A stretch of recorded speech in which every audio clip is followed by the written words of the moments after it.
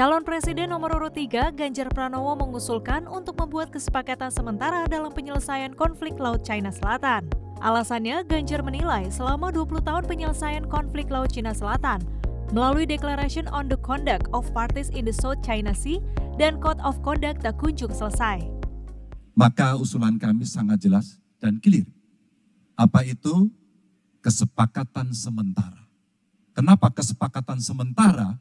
Ini mesti kita dorong dan kita inisiatif agar kita bisa mencegah sesuatu yang tidak kita inginkan. Kita tahu persis, modernisasi peralatan di Tiongkok akan selesai di tahun 2027. Apa artinya?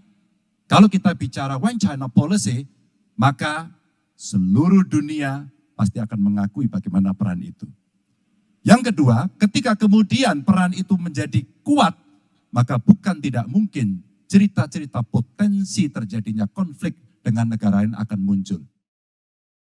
Sementara itu, Capres nomor urut 1 Anies Baswedan justru menyayangkan pernyataan Ganjar yang melupakan peran ASEAN dalam penyelesaian konflik Laut China Selatan. Jawaban Pak Ganjar tidak ada satu kata pun menyebut kata ASEAN. Padahal kata kuncinya di dalam menyelesaikan persoalan ini adalah ASEAN. Dan Indonesia negara terbesar di ASEAN, pendiri ASEAN. Indonesia harus kembali menjadi pemimpin ASEAN yang dominan. Bukan sekedar hadirin dalam summit-summit ASEAN.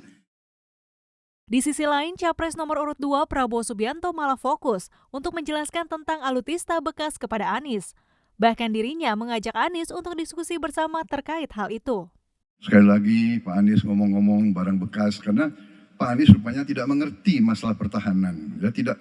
Saya bersedia Pak Anies mengundang Pak Anies di tempat yang Pak Anies suka, kita diskusi. Saya akan bawa data. Saya akan bawa data yang sebenar-benarnya. Ya. Jadi barang-barang bekas itu menurut saya menyesatkan rakyat. Itu Pak tidak pantas seorang profesor ngomong begitu. Ya. Karena dalam pertahanan hampir 50% alat-alat dimanapun adalah bekas, tapi usianya masih muda.